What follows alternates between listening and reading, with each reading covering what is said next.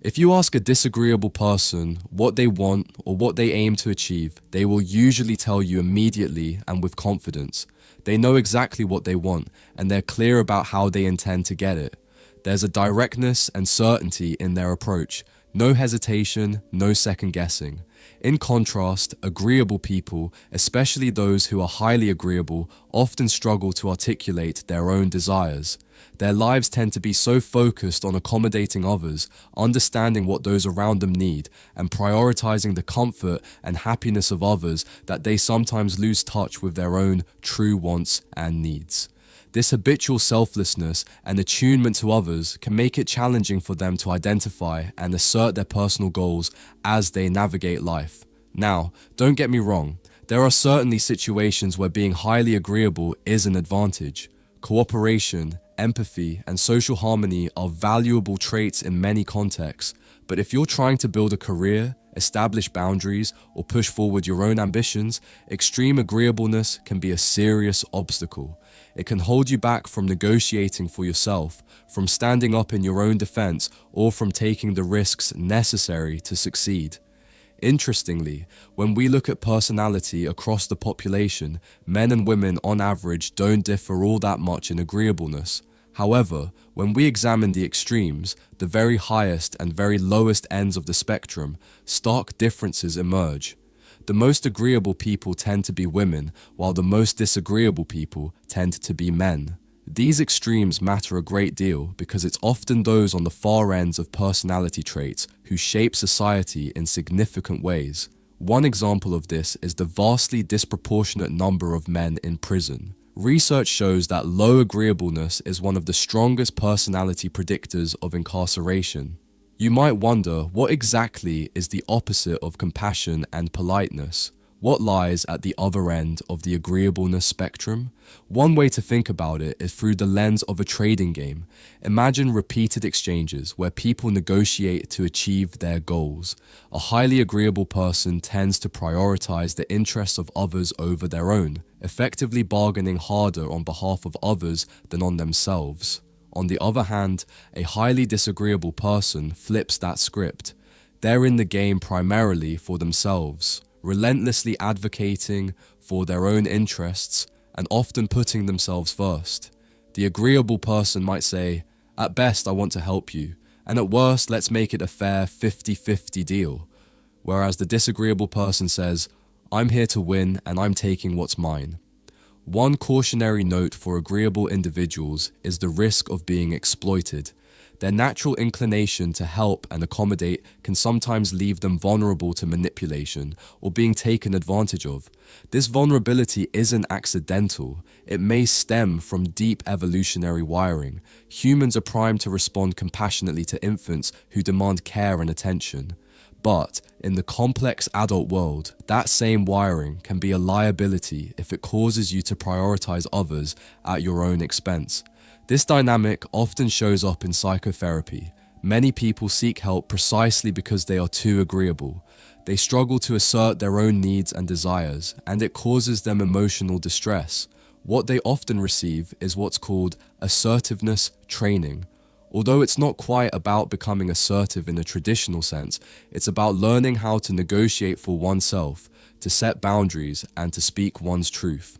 One of the key lessons I emphasize to agreeable people is this: say what you really think. You might worry that your honest thoughts are harsh or unpleasant, but expressing your true feelings, even if they seem difficult, is essential for healthy relationships and personal growth. Quick break. Close your eyes for a second. Picture her, the girl you've always wanted. Feel what it would be like to actually have her. Now open your eyes, because here's the truth. Right now, you're invisible to her.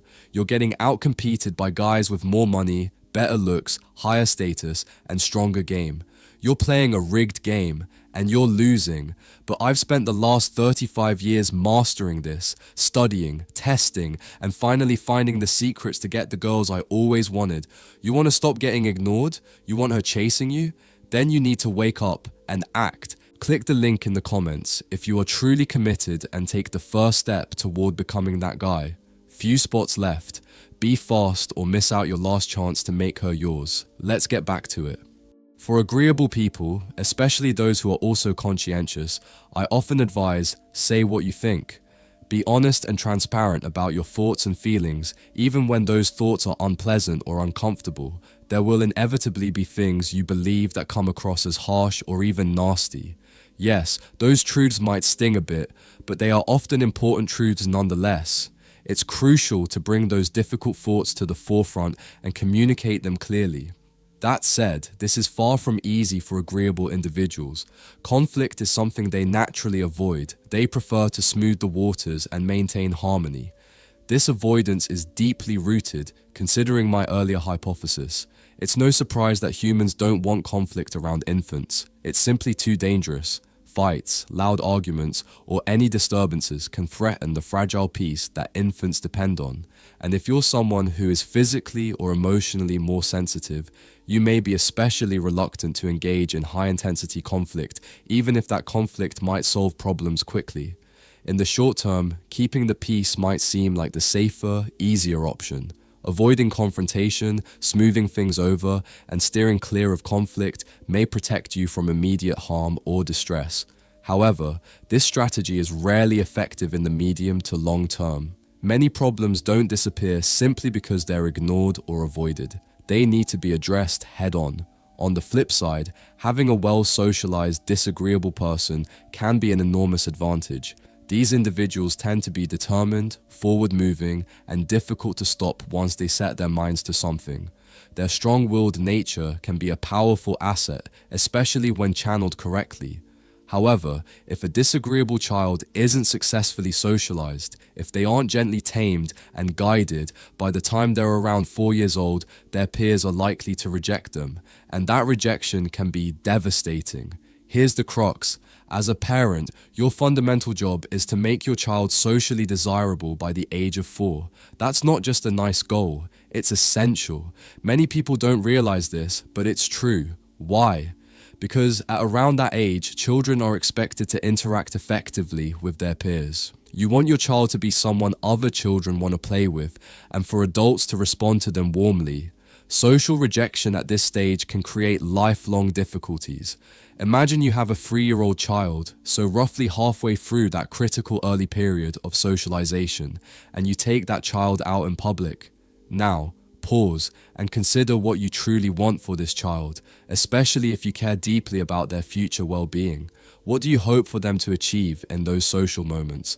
What kind of interactions do you want your child to have, and what kind of impression do you want them to leave on others? At its core, you want your child to be able to interact positively and smoothly with other children and adults. You want other kids to smile when they see your child, to welcome them warmly, and to want to play and engage with them. Likewise, you want adults to respond with kindness and warmth, to be happy to see your child, and to treat them with respect and genuine affection. But what happens if your child behaves like a little tyrant because you're either afraid to discipline them or don't know how to do so effectively?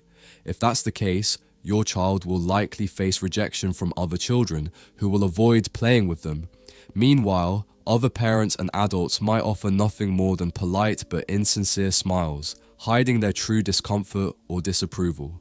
Essentially, you are sending your child out into a social world where every face they encounter is either hostile or deceitful.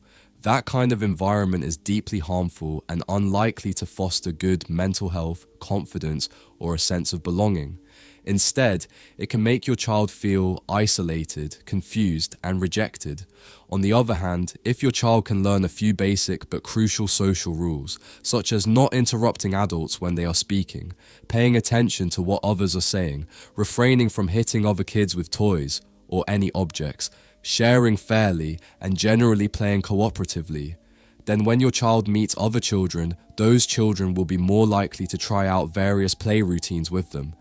These interactions will go smoothly, and positive social exchanges will build over time. This lays the foundation for healthy social development that will continue and strengthen throughout your child's life. From around the age of 4 onward, the primary arena for socialization shifts from adults to other children. It is among peers that children develop many of their social skills, learn cooperation and conflict resolution, and form important emotional bonds. If children miss out on this early peer interaction, they do not enter what might be called a developmental upward spiral. Instead, they remain stuck or fall behind their peers. This situation is especially troubling because a 4-year-old will generally not want to play with a 2-year-old, and a 5-year-old certainly will not want to play with a 2-year-old. The developmental gap between children widens rapidly during these early years. Those children who start out behind socially often find themselves left further and further behind as their peers move ahead. Over time, these children become increasingly alienated and excluded from their peer groups. They may grow up feeling like outsiders, and this social exclusion often leads to long-term antisocial behavior.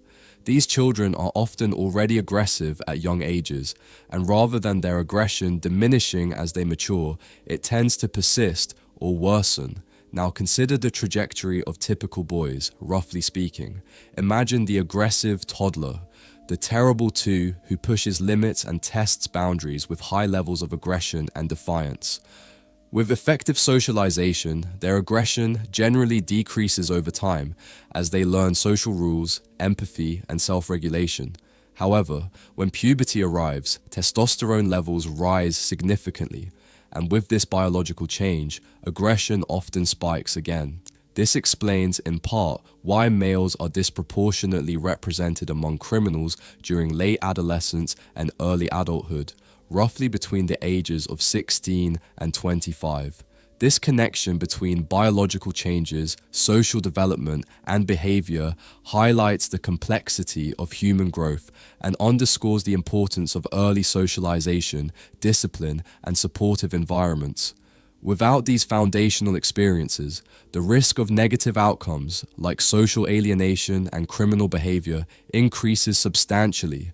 Chunk 4. It's fascinating how the peak of creativity in men, typically between the ages of 16 and 25, aligns almost perfectly with the spike in criminal behavior during that same period.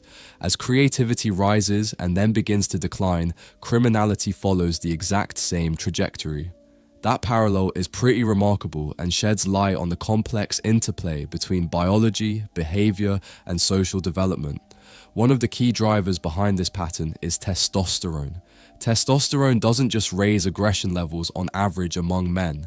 It's more accurate to say it increases dominance-related behaviors rather than outright aggression. And testosterone itself isn't inherently bad. It plays a critical role in many aspects of development and behavior. Around the age of 25 or 26, testosterone levels generally start to decline. This biological shift often coincides with lifestyle changes. Men begin to stay up less late, drink less, establish full-time careers, and embrace the responsibilities and opportunities that come with long-term partnerships and family life. This pattern reflects what I like to call predatory aggression. It's a form of aggression tied to dominance, competition, and survival strategies rather than simple hostility or violence. In fact, the distribution of agreeableness in humans might be thought of as a spectrum between predatory aggression on one end and maternal sympathy on the other. This idea gains support when you look at other mammals that are predators, because humans are both predators and prey. Take bears, for example. Male bears have absolutely no role in raising their offspring. Female bears actively keep the males away because males are known to kill and sometimes even eat their cubs. There's no sense of paternal care or maternal sympathy from the males in solitary mammalian predators. This separation between aggressive dominance and nurturing behavior is a useful framework for understanding human social dynamics as well. On a related note, it's incredibly valuable to engage with people who hold opposing views to your own. Why? Because they can show you perspectives you've never considered, reveal information you don't know, and help you develop skills and ways of thinking that might not come naturally to you. For example, if you're an introvert, watching and learning from extroverted people can help you build new tools for navigating social situations that don't come easily. Similarly, if you're a disagreeable person, someone who might come across as selfish or arrogant, alienating others, that's a starting point for self-improvement, not a life sentence. One of the most effective strategies for disagreeable individuals is to practice doing something kind or helpful for someone else every day. This simple act can wake up parts of your personality that might feel dormant or underdeveloped. Most of us have a broad range of behavioral tendencies inside us. Some are genetically wired and switched on, while others lie dormant but can be cultivated through practice. By intentionally stepping outside your default mode, whether that means engaging more socially, practicing kindness, or embracing different viewpoints, you can expand your behavioral toolkit and become a more flexible, effective person. Growth is always possible if you're willing to try. If you find yourself in the right situation or guide yourself through the proper exercises, it's absolutely possible to activate parts of your personality that might feel underdeveloped or dormant. But, and this is important, it requires real work, dedication, and discipline. Growth doesn't happen by accident. Generally speaking, if you want to adapt effectively to life, the first step is to find a niche in your environment that aligns with your natural temperament. Fighting against your basic personality is a losing battle. It's exhausting and often leads to frustration and burnout. Instead, lean into what comes naturally to you. But, and this is key, once you've found your natural niche, you should actively work on developing the skills and viewpoints that lie on the opposite end of your personality spectrum. This is the area where you're fundamentally underdeveloped, and strengthening it broadens your capabilities. Think of it as expanding your toolkit. The richer your toolkit, the better you can navigate different situations. For example, if you're extremely extroverted, you probably benefit from learning how to occasionally stay quiet at social gatherings, listen more, and observe what's going on around you. This ability to manage yourself and tune into others will serve you well. Conversely, if you're introverted, it's valuable to challenge yourself to speak in public and to participate in social events without retreating into the background. Both sides gain tremendously by stretching beyond their comfort zones. If you tend to be very agreeable, then learning to be disagreeable when necessary is essential, so you don't get walked over or taken advantage of. On the flip side, if you're naturally disagreeable, cultivating agreeableness helps you avoid alienating others and coming across as selfish or harsh. The same principle applies to conscientiousness. If you're overly conscientious, learn to relax and let go sometimes. Life isn't always about perfect control. If you struggle with conscientiousness, it's time to get organized. Start using tools like calendars and planners and push yourself to develop the discipline to follow through on commitments, even when it feels tedious. Otherwise, you risk living in chaos and disorder, which often goes unnoticed or unbothered by those who aren't naturally conscientious, but which can seriously affect your well-being and relationships. Another practical consideration, especially when choosing a partner, is to be mindful of temperament differences. Try not to pick someone who is too far removed from you on core personality dimensions, because bridging those gaps can be incredibly difficult. For example, it's challenging for an introverted person to coexist happily with an extroverted partner, and equally hard for a highly orderly person to live harmoniously with someone who's very disorderly. They tend to drive each other crazy. That said, it's not ideal to find a partner who's exactly like you either. Having some differences can enrich the relationship by bringing alternative perspectives and skills to the table. But the trick is finding a balance, enough similarity to connect deeply, yet enough difference to grow and learn from one another. Some of the toughest challenges arise in couples where there's a wide gap in openness to experience or conscientiousness. These differences can lead to fundamental misunderstandings about how each person views the world, which can create friction and resentment if not managed carefully. So, understanding your temperament isn't just a matter of self-awareness. It's a crucial tool for negotiating relationships and crafting a life that works for you and those around you. It's about knowing where you naturally excel, where you need growth, and how to bridge the gaps between yourself and others in meaningful ways. Thanks so much for watching. I appreciate you being here. If this message spoke to you or gave you something to think about, do me a favor. Hit that like button, subscribe to the channel, and turn on notifications so you never miss a new drop. I've got more real talk, more growth, and more power coming your way. So stay locked in. And if you're going through something right now, just remember, your silence can say more than 1,000 words ever could. Take care of yourself, keep rising, and I'll catch you in the next one. Peace.